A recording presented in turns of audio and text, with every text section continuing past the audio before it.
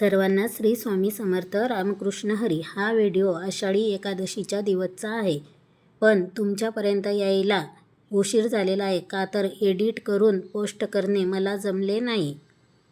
आज सकाळी जरा लवकरच उठले होते. सर्वप्रथम घराची साफसफाई, आंघोळ, त्यानंतर गॅसच्या शेगडीची पूजा, तुळशीची पूजा.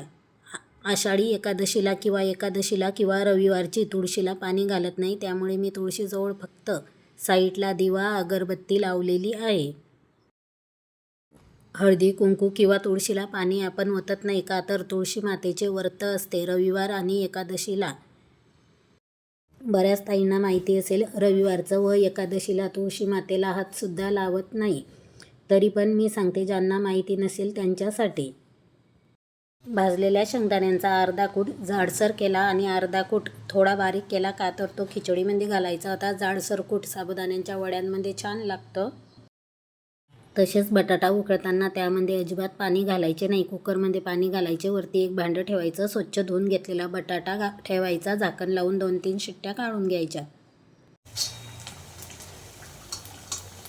चला, तुमचं नाश्त्याचं झालेलं आहे. खिचडी पण आहे, वडा पण आहे, चटणी, मिरच्या. किती घाई बनवलं. दादाला तर बनवून पण उपयोग नाही झाला. काय काय केलं ग खिचडी? काय केलं हे बघा की किती पटापट केलं. दादाला दिलं मी. दादानी बघा अर्धा वडा खाल्ला आणि यातला एक घास खाल्ला. खिचडी पण पळू दिली. ते टाकून देणार आहे. एवढ्या लवकर करून असं खाल्लं नाही ना की लय राग येतो मला. ते मी वडा देते, चटणी देते. हे बघा, दही नव्हतं त्याच्यामुळे मी आज. अरे एवढं तू सगळं एवढ्या लवकर कसं काय केलं? पटापट. अजून हे बघा खिचडी करायची आहे. मी थोडी आता खिचडी केलेली आहे. खिचडी, वडा, चटणी आणि तुमच्यासाठी मिरच्या. माझ्या फेवरेट मिरच्या. मिरच्या तळल्या. मिरच्या देते. आता हे बाकीचं नंतर आवडते. मी पहिले तुम्हाला नाश्त्याला देते काय काय केलेलं आहे. हे एवढं केलेलं आहे.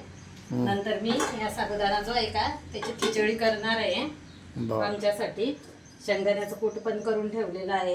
हे कूट शिल्लक आहे. आणि हा बटाटा पण मी एवढं तयार करून पटापट आवरलं बघा. आता सगळ्यात पहिले मला एका बाजूला चहा ठेवते आणि तुम्हाला नाश्त्याला देते. आणि माझ्या किचन मध्ये पसारा बघा तुम्ही किती आहे. आता पटकन आवरून घेणार आहे मी. आता हे काय तुला अख्खा दिवस बी पुरायचा नाही. काय म्हणतात याला? मला याचं नावच नाही आठवत. द्राक्षे गुलाबजाम. गुलाबजाम लय महाग आहे इथं. किती 120 रुपयाचे पावशेर. जांभळा खाता खाता जांभळाचा मोसम गेला, पण जांभळा काही भेटले नाही. कापू का? खाणार का? झालंय एवढं ताट भरून खाल्लंय खिचडी. तुम्ही खात नाही? जाऊ दे, आता मी काय कापत नाही. मी नंतर खाणार आहे त्याच्यासाठी. देऊ का तुम्हाला हे? चला बाबा, आवरू द्या. मला लई उशीर झाला. अजून पसारा बघा किती पडला. बेडरूम पण आवरायचा आहे, हॉल पण आवरायचा आहे. सगळ्यात पहिले मी आता किचन आवरून घेते, देवपूजा करते आणि बाकीची राहिलेली कामं. हे खिचडीचं तर कढई अशीच ठेवणार आहे. तिला नका मग झाकण ठेवते त्याच्यावरती. तेलाच्या याच्यावरती पण झाकण ठेवते. आहे तसं हे आवरून ठेवते. बाय. कुठं गेली म्हणजे मी आवरून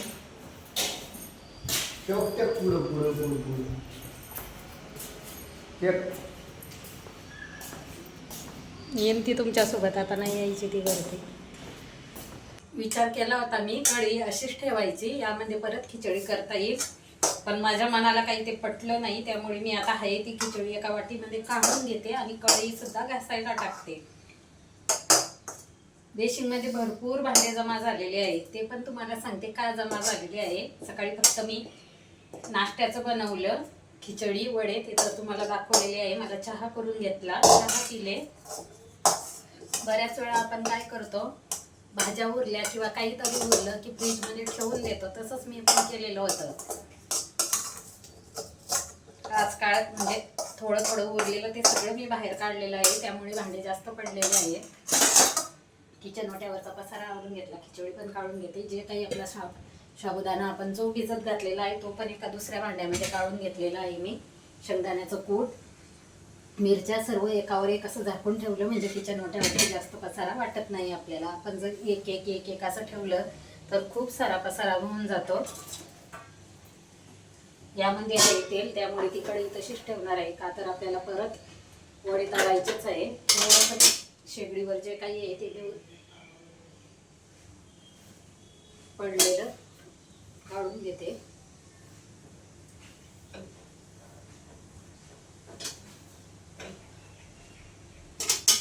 या शेगड्या पण मी घासायला टाकून घेते लगेच. आता खरगटे भांडे काढलेले होते ते सर्व बेसिनमध्ये ठेवून दिले. किचन वट्यावरती कपडा मारून घेतला, जेवढं खरगट वगैरे काय होतं पडलेलं ते सर्व भरून घेतलेलं आहे. मी किचन वटा घासलेला नाही किंवा गॅसची शेगडी सुद्धा घासलेली नाही, फक्त एका सुक्या कापडाने जे काही उडलेलं होतं ते पुसून घेतलं. खरगट किचन वट्यावरचं सुकलीमध्ये भरून घेतलं. आपण असं घेतलं तरी पण किचन वटा बघा किती स्वच्छ आणि छान दिसतो, म्हणजे आपल्याला परत काम करायला सुद्धा मूड येतो. आपण जर ते तसंच ठेवलेलं असलं तर त्याच्याकडे बघून बघून आपल्यालाच असं नको वाटतं. त्यामुळे मी असं जेवढं खरगट होतं तेवढं भरून घेतलेलं आहे. ज्यावेळेस भांडे घासेल त्यावेळेस किचन वटा सुद्धा घासून घेणार आहे. आता काय घेऊन आले म्हणजेच काय करणार आहे तुम्ही त्याचं आता याला गरम करायचं आहे ते स्क्रू, त्याला फॉलो पाडणं ते याला. पूजा सुरू करायच्या पहिले आपल्या देवघरामध्ये आपण जी घंटी ठेवलेली असते ती घंटी वाजवायची. असं म्हणतात की देव झोपलेले असते, घंटी वाजवून देवांना जागे करायचे.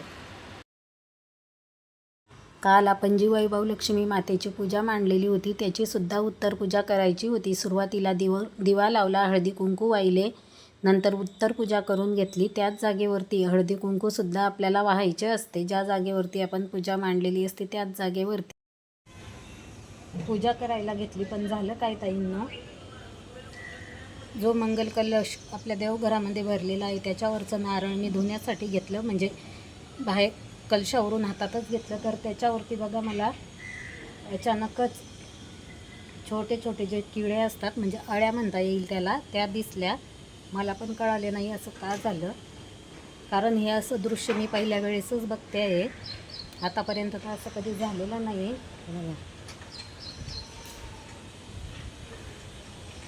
हे इथं जे चालतं आहे का,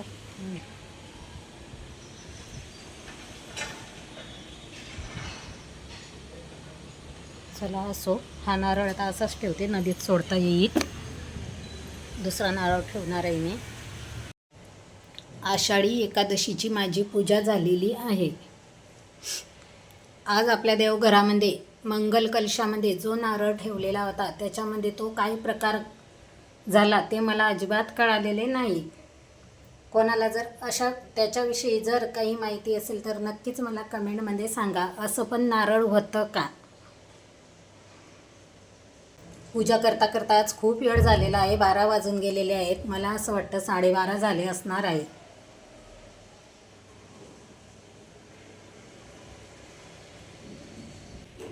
नारळामध्ये जो प्रकार आज मी बघितला तो याच्या आधी कधीच बघितलेला नाही.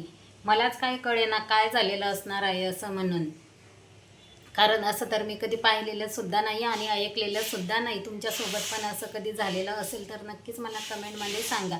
मला सुरुवातीला भीती वाटली होती की हे असं काय झालं म्हणून, पण मनामध्ये मी कोणताच वाईट विचार आणला नाही. जेही होतं ते चांगल्यासाठीच होतं असं मी ठरवलेलं आहे. जेही काही होणार आहे किंवा होणार आहे त्याला आपण आनंदाने स्वीकार करायला पाहिजे. येणारा प्रत्येक दिवस हा आपल्यासाठी आनंदाचा सुखाचाच येत असतो असं म्हणून पुढे चालायचं. चला, स्वामीच्या मनात काय आहे ते मला पण कळालेले नाही.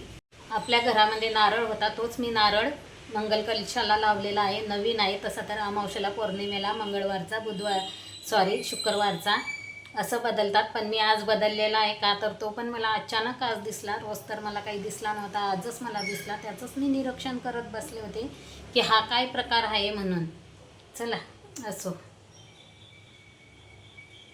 आपल्या मनाची भावना असते शेवटी. आपण वाईट विचार आणायचे नाही असं मी ठरवलेलं आहे. जसं आपण मनामध्ये विचार आणतो तेच घडत असतं असं मला तरी वाटतं. त्यामुळे आपण नेहमी पॉझिटिव्ह विचार करायचा आणि पुढे चालत राहायचं. रोजची जरी देवपूजा करायची म्हणली तरी सुद्धा 1 तास हा लागतो. जर देवघर आवरून सर्व काही करायचे म्हणले तर खूप जास्त वेळ लागतो.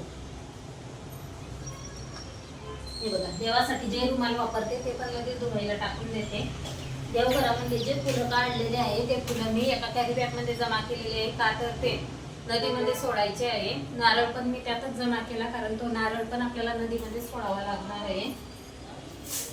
पूजा करायला बऱ्याच ताईंना 5 किंवा 10 मिनिटामध्ये पूजा होत असेल, पण माझी पूजा 5 आणि 10 मिनिटात होत नाही ताईंना. 1 ते 1.5 तास नक्कीच मला लागतो, केव्हा केव्हा 2 तास सुद्धा लागतात. पूर्ण जर देव काढले तर, रोज मी पूर्ण देव काढत नाहीये. शुक्रवारचे, गुरुवारचे, मंगळवारचे, अमावस्याला, पौर्णिमेला किंवा जास्तच जर मला घाण वाटलं देवघर तेव्हा पण मी काढते. पाणी जे आहे ते झाडाच्या कुंडींना वरते. खाली जे सांडलेले आहे तांदूळ ते सुटलीमध्ये भरून घेते जमा करून. कालची कपडे पण आपल्याला काढायची का तर ती वल्ली होती, त्यामुळे मी हे बघा इथंच अशी ठेवलेली आहे. ते कपडे काढून घेते. धुण्याचा ढीग पडलेला आहे, भांड्यांचा सुद्धा ढीग पडलेला आहे. ढिगारा किंवा ढीग असं आमच्या भाषेमध्ये मी बोलते बरं का ताईंनो, नाही तर तुम्ही म्हणसाल ढीग काय आणि ढिगारा काय. भांड्यांचा पण ढीग आहे, धुण्याचा पण ढीग आहे. चला आता पुढच्या कामाला लागू. भांडी घासायची, कपडे धुवायचे. पहिले कपडे धुवून घेते आणि त्याच्यानंतर भांडी घासते, का तर कपडे पण सुकायला पाहिजे. चला असो, परत भेटते तुम्हाला माझे काम आवरून झाले की. तोपर्यंत तुम्ही पण नाश्ता वगैरे सर्व काही करून घ्या. फराळाचं झालं किंवा नाही झालं, नसेल झालं तर करून घ्या. चला 3-3:30 वाजेपर्यंत माझे काम चाललेले होते. त्यानंतर मी परवाचा जो व्हिडिओ होता तो एडिट केला. संध्याकाळची दिवाबत्तीसुद्धा करून घेतलेली. घासलेली जी भांडी आहे ती अजून मला मांडायची आहे. आता मी निघालेली आहे बाहेर. आल्यानंतर भांडे मांडते आणि मला चहा पण करायचा आहे. चहा नाही केलेला. चला पुढे मी कुठं जाते आहे ते पण तुम्हाला दाखवणारच आहे. चला जाऊया मग. तुम्ही पण चला माझ्यासोबत. उशीर होतोय मला. 5 मिनिटामध्ये मी पोहोचायला पाहिजे. खूप वेळ झाला, कारण दिवाबत्ती केल्याशिवाय घराच्या बाहेर निघता येत नाही. असं संध्याकाळचं जर संध्याकाळचं बाहेर गेलं तर मला असं वाटतं केव्हा मी घरी जाते आणि केव्हा नाही. का तर माझे देव वाट बघत असतील. माझ्या घरामध्ये दिवा लावायचा आहे, दारामध्ये दिवा लावायचा आहे असं मला वाटतं. त्यामुळे मी संध्याकाळची शक्यतो लवकर जाऊन येते किंवा मग दिवाबत्ती केल्यानंतर जाते. चला. आजकालच्या धावपळीच्या युगामध्ये घर, प्रपंच आणि मुलं सांभाळता देवासाठी कधी वेळच मिळाला नाही. पण आता असं ठरवलं 5 मिनटं आपण देवासाठी सुद्धा वेळ काढायचा. रोज महाराजांच्या आरतीला यायचं. पूर्ण ब्लॉग पाहिला त्याबद्दल धन्यवाद. आजचा ब्लॉग मी माझा इथंच संपवते. बाय.